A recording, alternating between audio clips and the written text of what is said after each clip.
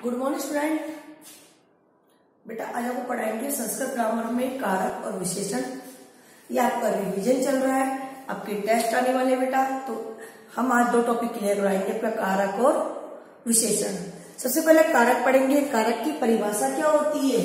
क्रिया जनकम कारकम, अर्थात जो क्रिया को करने में सहायक होता है वो कारक कहलाता है।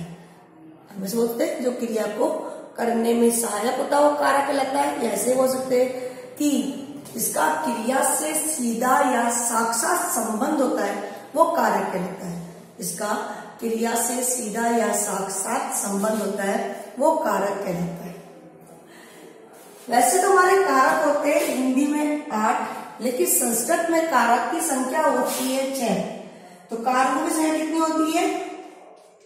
कारक का नाम संख्या कितनी होती है संस्कृत में? 6। कितनी होती है? 6। तो कारकों की संख्या होती है 6। ठीक है ना। इसमें संबंध और संबोधन को कारक की श्रेणी में नहीं मानते। संबंध और संबोधन कारक में नहीं आते, कारक में नहीं आते। क्यों नहीं आते बेटा? क्योंकि इनका क्रिया से सीधा संबंध नहीं होता। तो कारक की संख्या कितनी होती है संस्कृत में? 6 होती है। कितनी होती है? 6 होती है। संस्कृत में कारक की संख्या होती है 6, हिंदी में होती है 8। संबंध और संबोधन को कारक की श्रेणी में नहीं माना जाता क्योंकि इनका क्रिया से सीधा संबंध नहीं होता या साक्षात संबंध नहीं होता। विभक्तियां हमारी 8 होती है। इनके प्रत्येक के अलग अलग चिन्ह होते हैं। जैसे कर्ता पहली विभक्ति है, इसका चिन्ह होता है ने। कर्ता का चिन्ह क्या होता है? ने। तो अगर आपसे पूछेंगे कर्ता कारक का चिन्ह क्या है तो ने। कर्ता का चिन्ह क्या है? ने। उसी प्रकार कर्म का चिन्ह क्या होता है बेटा? को। क्या होता है? को। करण का चिन्ह क्या होता है? उनकी चिन्ह याद रखने, से के द्वारा, से के द्वारा। संप्रदान का चिन्ह क्या होता है? के लिए। क्या होता है संप्रदान का चिन्ह? के लिए। अपादान का चिन्ह क्या होता है? से अलग होने के अर्थ में। अलग, जब कोई वस्तु किसी से अलग होती है तो अपादान का चिन्ह लगाया जाता है, अपादान कारक लगाया जाता है। जैसे कि बालक विद्यालय से आता है, वृक्ष से पत्ता गिरता है तो अलग हो रहा है, बालक घोड़े से गिरता है वो भी अलग हो रहा है। तो अलग होने के अर्थ में पंचमी विभक्ति का प्रयोग करते हैं अपादान का। संबंध का चिन्ह होता है का, के, की। क्या होता है? का, के और की, ये होता है संबंध का चिन्ह। अधिकरण का चिन्ह होता है में, पर। क्या होता है इसका चिन्ह? में और पर। और लास्ट में संबोधन आता है बेटा। संबोधन का चिन्ह होता है हे, अरे, हो। हे, अरे, हो।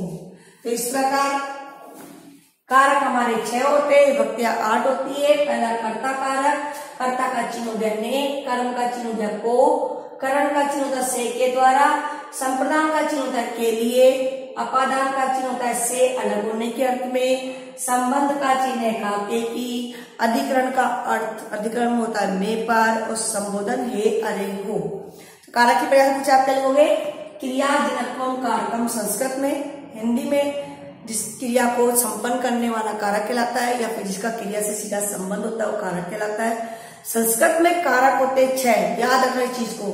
संस्कृत में कारकों की संख्या होती है 6, जबकि हिंदी में होते 8। प्रत्येक कारक के चिन्ह दिए हुए। कर्ता का चिन्ह होता है ने, कर्म का चिन्ह होता है को, करण का से के द्वारा, संप्रदान के लिए, अपादान से अलग होने के अर्थ में, संबंध का के, की, अधिकरण में, पर, संबोधन हे, अरे, हो। तो ये इनके चिन्ह होते हैं। तो आप अभी इन्हें लिख लीजिए, फिर हम पढ़ेंगे विशेषण।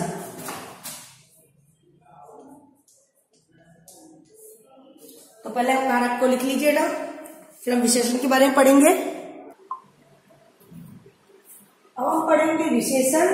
विशेषण किसे कहते हैं? संज्ञा और सर्वनाम की विशेषता बताने वाले शब्दों को विशेषण कहते हैं। संज्ञा और सर्वनाम की विशेषता बताने शब्दों को कहते हैं विशेषण कहते हैं। विशेषण के हैं 4 भेद। कितने भेद? 4 भेद।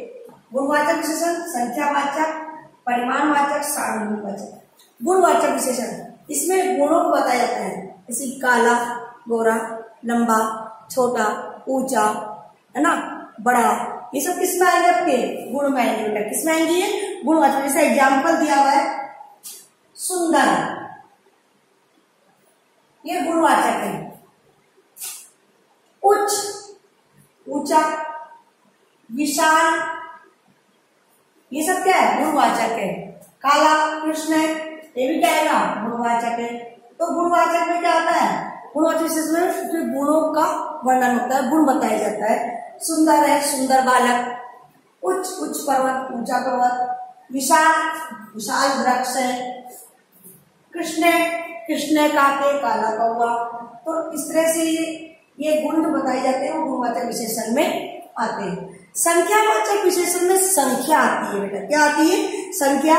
जैसे कि एक है, एक बालक, त्रय, 3,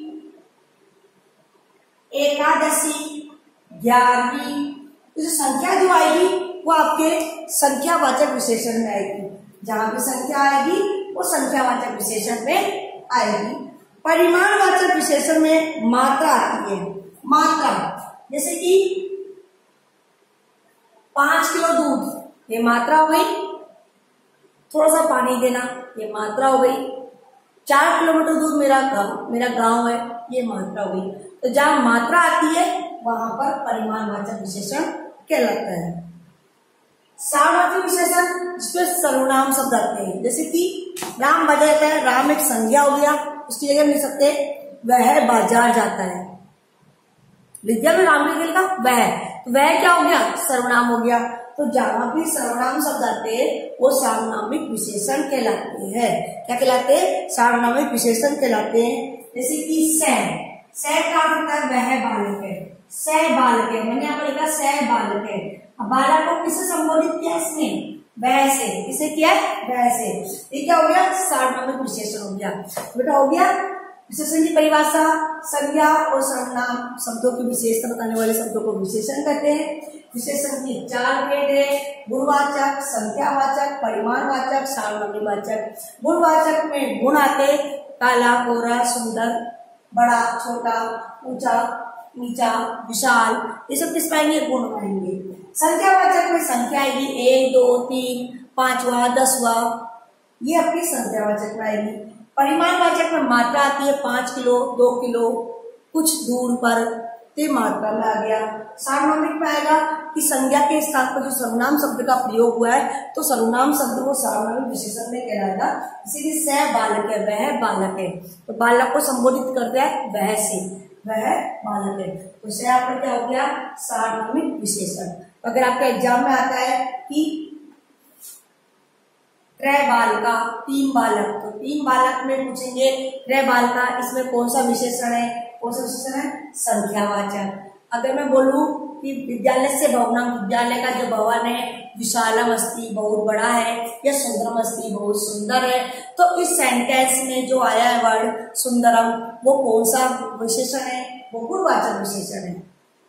अगर से बोले कि 5 किलो दूध लेके आना, ये मात्रा, तो कौन सा विशेषण हुआ? वो परिमाणवाचक। और बताई दिया सह बालक है या सा बालिका, तत् पुस्तकम, तो जहां भी सर्वनाम शब्द आएगा वहां पर वह सार्वनामिक विशेषण। तो आप इसे लिख लीजिए बेटा अभी। तो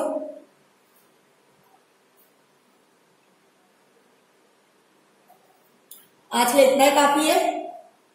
इनको आपको इस तरह लर्न करना है, इस तरह याद करना है बेटा। ये एग्जाम में अभी आपका यूनिट टेस्ट होंगे तो आपके एग्जाम में 2 टॉपिक दिए हुए, 12 को विशेषण, इसे आपने फिर कॉपी में भी करना और याद भी करना। Thank you.